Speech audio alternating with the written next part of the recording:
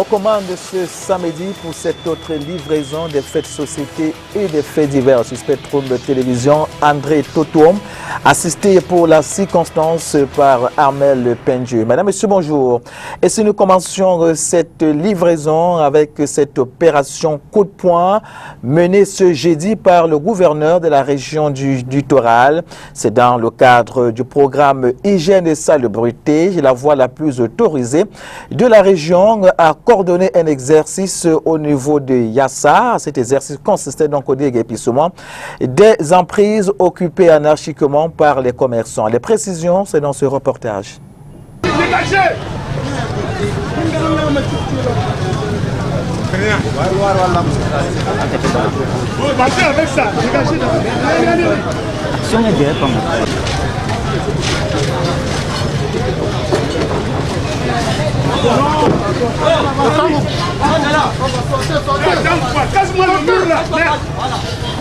Voici ce à quoi s'exposent ce jeudi 6 août 2020 les inciviques à l'entrée est de la ville de Douala.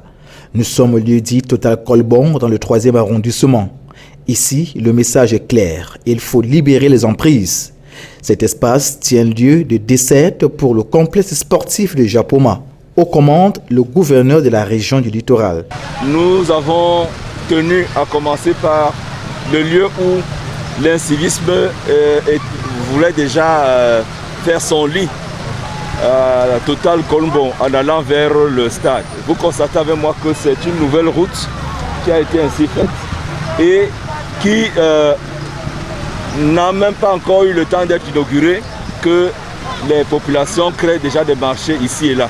Nous sommes ainsi venus dégager toutes ces occupations anarchiques pour que nous puissions étendre ces disciplines au niveau des autres centres commerciaux. Présent en ces lieux pour cette opération qui rentre dans le cadre de la journée d'hygiène et de salubrité, le maire de la ville. Pour le porte-étendard de la collectivité locale décentralisée, l'exercice de ce matin épouse le programme initié par la ville qui consiste à déguerpir ceux qui occupent anarchiquement l'espace public. L'action qui vient d'être faite aujourd'hui comme le lancement en réalité de la campagne que nous allons mener qui vise à libérer les trottoirs. C'est une grande campagne, une campagne permanente. Et l'axe sur lequel nous étions fait partie des premiers actes sur lesquels cette campagne va se faire. Non seulement on va libérer les trottoirs, les abords de trottoirs, ceux qui ont construit légalement, mais nous allons assurer une veille permanente avec des patrouilles de la police municipale qui vont sillonner plusieurs fois par semaine ces actes et rappeler aux uns aux autres qu'il faut qu'ils dégagent la chaussée, il faut qu'ils dégagent le trottoir. Les récalcitrants, vous avez visité hier au conseil de la communauté urbaine, les récalcitrants se verront infliger des amendes. Cette opération fait suite au lancement hier par la ministre du Développement urbain et de l'Habitat du concours de la plus belle ville pour les 3 qui doivent abriter le CHAN, à savoir Douala, Yaoundé et Limbé. Pendant que l'opération de casse se déroule à Total Colbon dans le 3e arrondissement de la ville de Douala, comme vous venez d'ailleurs de le constater à travers ce reportage il y a quelques minutes, le désordre urbain règne à maître absolu au quartier Kassalafam dans le 2e arrondissement de la ville de Douala. Là-bas, on parle de dames immondices qui troublent le sommeil des usagers de la route, voire automobilistes, du fait des immondices qui s'amoncellent le long de la rue. Les précisions, c'est dans ce reportage que nous propose Inès Pangan. Ce tas d'immondices fait partie intégrante du décor du quartier Kassalafam dans le 2e arrondissement de Douala. Les habitués de la zone ne se rappellent pas avoir déjà vu le coin dans un état de salubrité acceptable. Et ce, malgré le passage ici des véhicules de ramassage de la Société d'hygiène et de salubrité. Parce que quand les ramassements d'habitude ne ramassent pas normalement, quand il faut ramasser. Et ramassent aussi comme ça, l'abandonne pas. Donc nous on souffre vraiment ici par rapport à cela. Chacun fait ça qu'elle soit, mais tout dernièrement là, il ne vient plus. Tout dernièrement là, il ne vient plus. La ruelle, située à proximité du marché central de Douala, sert de lieu de débrouille à plusieurs commerçants. Et c'est parfois, à même le sol, à quelques mètres de ces déchets, que sont exposées les marchandises. Ces vendeurs ont appris avec le temps à trouver des astuces qui leur permettent de tenir sans trop de dégâts face à la dictature des odeurs de ces ordures. À côté de nous, ça nous met mal à l'aise et on n'a pas le choix, on est obligé de rester aussi comme ça pour vendre. Et parfois par semaine, on est obligé de prendre le lait non sucré. Donc en une semaine, on trouve à 4 boîtes de lait non sucré, 5 boîtes pour pouvoir me remonter parce que ça me met vraiment mal à l'aise. Et je n'ai pas le choix. Je suis obligé de rester comme ça pour chercher de quoi manger. Ils n'iront pas bien et en plus les urines, tout est consort et on n'enlève pas le plus tôt possible pour que nous on puisse respirer. Et que vraiment, si ce n'est pas le produit comme celle que vous voyez là, c'est que nos organismes est vraiment peut nous faire à ce que nous retrouvons notre santé très mauvaise. Ceux qui vident leurs poubelles ici expliquent que c'est le seul site où c'est possible de le faire dans cet espace marchand de la ville de Douala. Parlons toujours de l'assainissement dans la capitale économique du Cameroun, et plus précisément dans la commune d'arrondissement de Douala 1er. La machine disciplinaire de la fourrière municipale du dit arrondissement a de nouveau sillonné les coins et recoins du dit arrondissement. Dans les quartiers tels Bonakwamwang, Bali et Akwa, les inciviques semblent afficher un comportement de subversif. Cela se démontre à travers l'abandon des véhicules et épaves sur les emprises, ce pendant plusieurs mois, voire années. À côté s'ajoutent des garages de fortune le long de la chaussée et trottoir, obstruant ainsi le champ visuel des automobilistes. Pour les piétons, il n'existe presque plus une piste à air dédiée pour circuler en toute quiétude. Et pour ce qui est de l'entassement des véhicules, le constat en a été fait dans les encablures de la rue Fauche, un état de choses qui n'a pas laissé indifférent la fourrière municipale et le superviseur de la dite fourrière de s'en offusquer. Voici d'ailleurs à ce propos sa réaction au micro de l'autre info. Oui, comme vous constatez, voilà une série de véhicules qui bloquent cet espace. Isaac ne peut pas agir ici. Donc nous sommes obligés, comme nous l'avons déjà dit par le passé, d'intervenir pour soulager les gens qui veulent utiliser la chaussée. 1, 2, 3, 4, 5, 6 véhicules. Donc il n'y a personne d'autre qui peut utiliser cet espace. Faudrait-il le souligner à nouveau, ce désordre urbain prend quotidiennement en otage les populations de l'arrondissement de Douala 1er qui, en plus de ne pouvoir se mouvoir librement, sont aussi exposés aux odeurs pestilentielles du fait des immondices qui trouvent refuge en dessous des véhicules et aussi aux agressions. Quel bilan fait-on de cette opération à la 3e journée de reprise des activités? À cette question, Auguste Toukamouele répond, c'est le superviseur de la forêt municipale dans l'arrondissement de Douala 1er. Nous l'écoutons. Vous avez constaté qu'il était important, indispensable même que cette activité reprenne, parce que les habitudes ayant la peau dure, la ville avait complètement, l'incivisme avait totalement repris à Douala. Douala 1er en particulier. Et nous sommes sur le terrain, nous pensons que d'ici quelques temps, nous allons ramener les choses à l'ordre. Alors pour cette 3e sortie, donc, quel constat faites-vous? Peut-on en faire un bilan? Oui, le bilan, disons qu'on ne pourrait pas dire qu'il est positif parce que c'est un bilan continu. En plus, ce qu'on va dire, c'est que nous sommes sur le terrain et nous pensons que, comme vous le voyez, la population, il n'y a personne tout le monde adhère et tout le monde dit que c'était indispensable comme choix. Donc c'est une action salutaire pour la population. Pour sortir de ce dossier consacré à la lutte contre les ordres urbains dans le 1er arrondissement, voici quelques images captées au cours de cette opération d'assainissement. Regardons ensemble.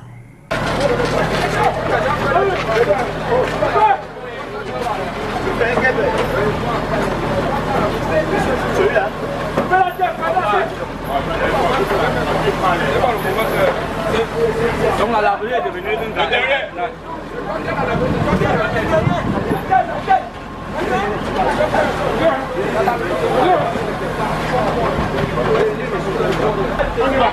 Allez, allez,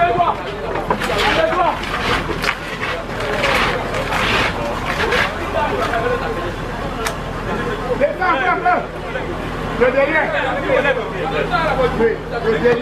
Oh! Avance, non? Un de toi. Allez, on revient. Allez, un de toi. Un de toi. Oh, le devant.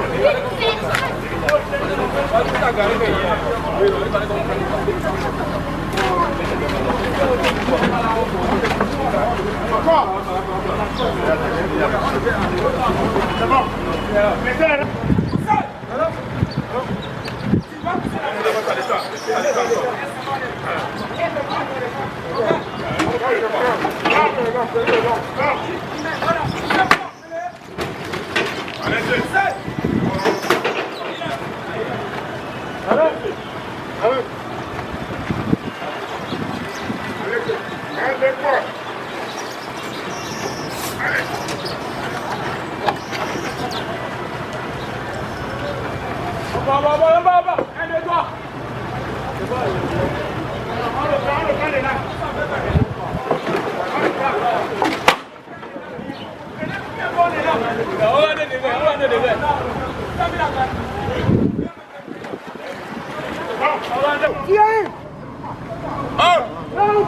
Viens ici, tu bloques la voiture.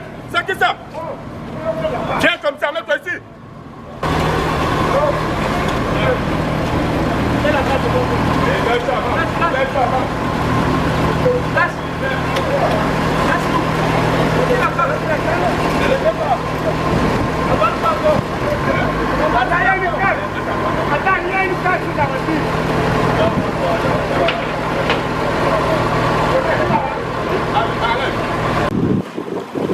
Tu prends la marche avant ou arrière?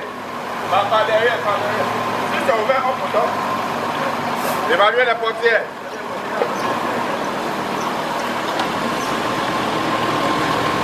Vérifiez le frein à main.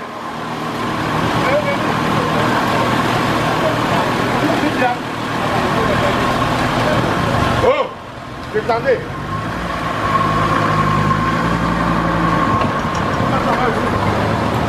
Attends.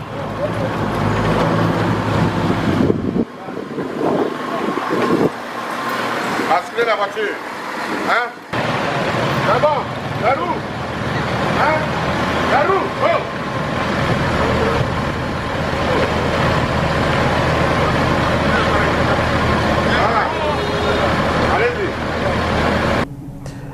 Découverte macabre au quartier Bonapriso, au lieu dit ancien dépôt Guinness. Il s'agit d'un enfant dont l'âge oscille entre 3 et 5 ans qui a été retrouvé mort dans une rigole.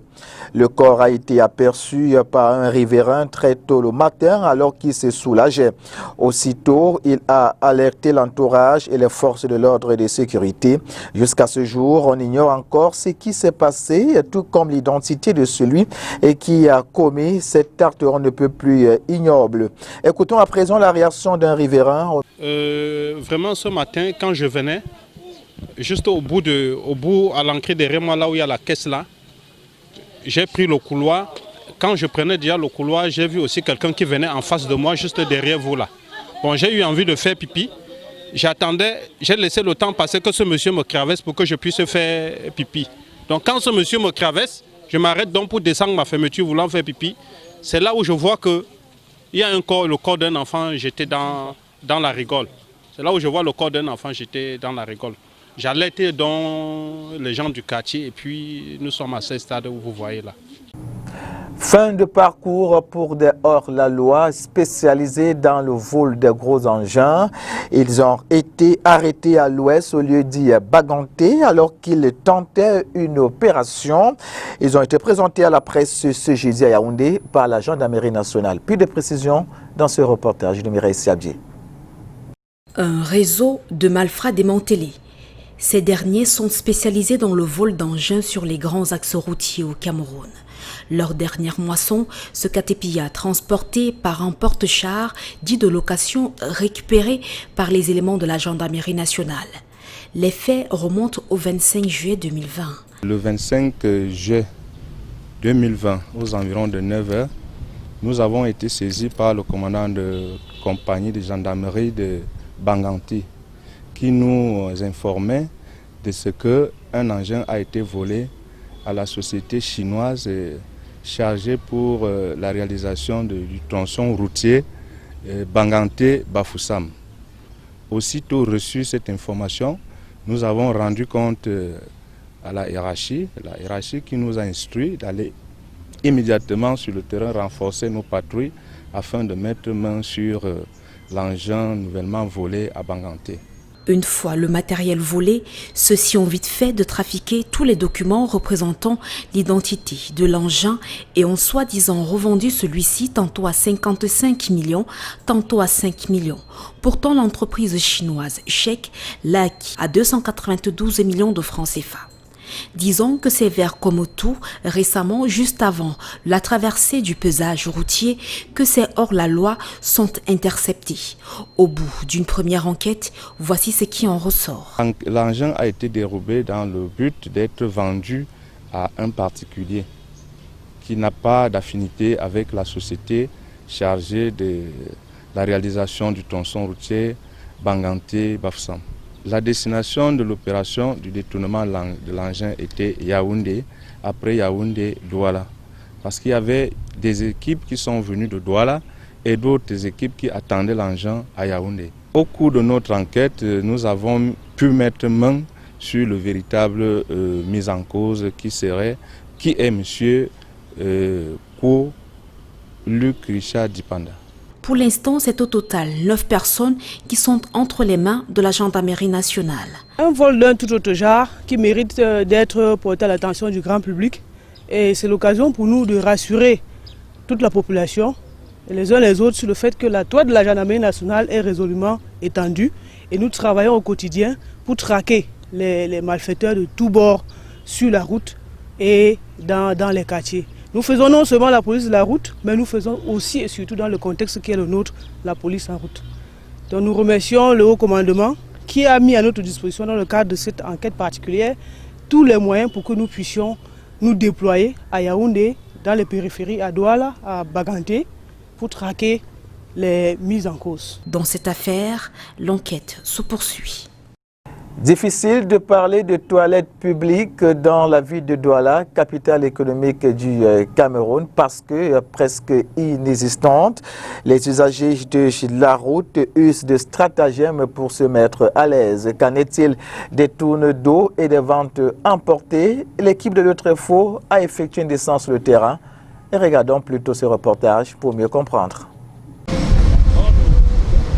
Cette ruelle qui abrite ce caniveau sert aussi de petit coin pour des soins expéditifs et des clients d'une vente emportée qui se trouve non loin de là et qui malheureusement n'a pas de toilettes. Pour la gérante de cet espace de loisirs, le coin situé juste derrière pallie cette absence. Pour le moment, il n'y a pas de toilettes ici. Il y a où aller se mettre à l'aise. Il y a un trou là en bas pour se mettre à l'aise. L'image est tout autre dans un autre endroit, non loin du précédent au quartier Rikiwakwa, dans le premier arrondissement de Douala. Ici, on s'assure que l'environnement est sain. Un état des choses qui attire la clientèle, pense-t-on. Je rends mon bar propre, comme ça a été toujours, pour accueillir mes clients. Donc les clients trouvent le toilette agréable.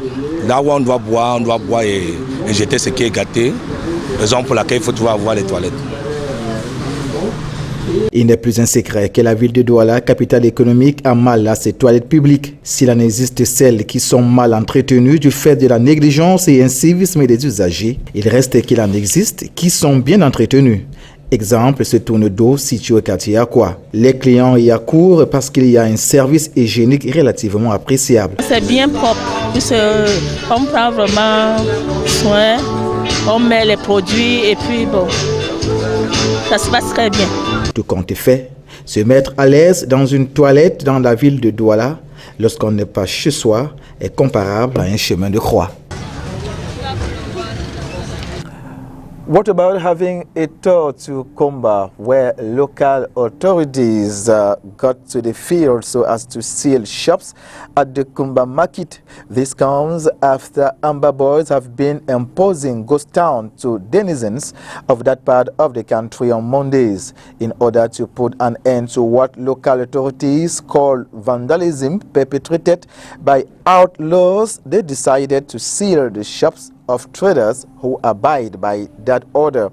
The said operation held on Monday in the presence of some of the traders who could not do anything just to watch and lay down some complaints.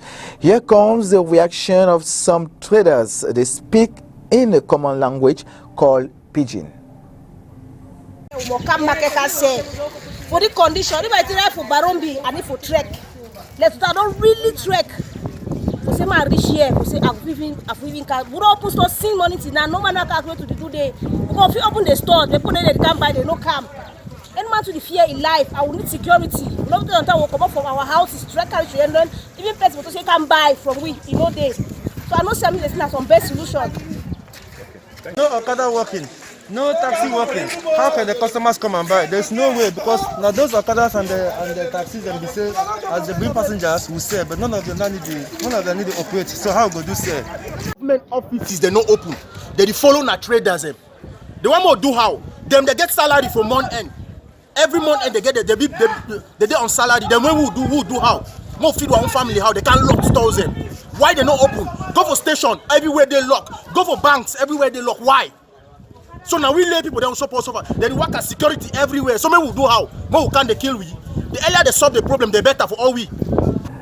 Traders of Kumba Market raised issues of insecurity. Here comes another reaction. For the past years, we have not been coming up to the market on Mondays. But today we are in the market because we got information that the city council will see our shops if we don't come. So that's why we are here today. So because the traders are not here, and reason being because most of them they are far away. For them to trek from where they are, where they live to the market, it's a very long journey. So that's why most of them are not here, and their shops are sealed. So what my worry is that with us the traders, we don't have any security, and that's the truth. We don't have any security. We don't have any security. Like most of us, we live right far. Like my one. Imagine if I'm living at my one. How will I trek? I cannot trek from there to here alone. I'm bearing a very serious risk because to trek from my one to here without any security beside me, I mean, that's a very serious risk. It is not easy for me to get here. Before I got here, it is not easy. That's the truth.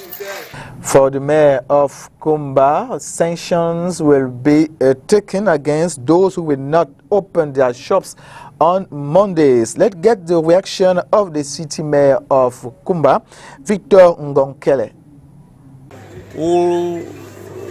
The ceiling would cost 25,000 francs for each store, and it takes effect 1 week after. That means they will be penalized for 1 week, and the next Monday, that is when we shall accept them coming to pay 25,000 francs each. It is here that we draw the curtain of L'Autre-Info on Spectrum Television. Don't forget that the program comes up every Saturday when it clocks 12:30. Once again, we want to thank Andre Totuom, who was assisted today by Ahmed Penjou. Rebroadcast comes up every Sunday when it clocks 6:30 and Tuesday when it clocks 1:30. It's been a pleasure, ladies and gentlemen. Stay tuned. Our programs continue on Spectrum Television. Have a wonderful weekend. Bye-bye.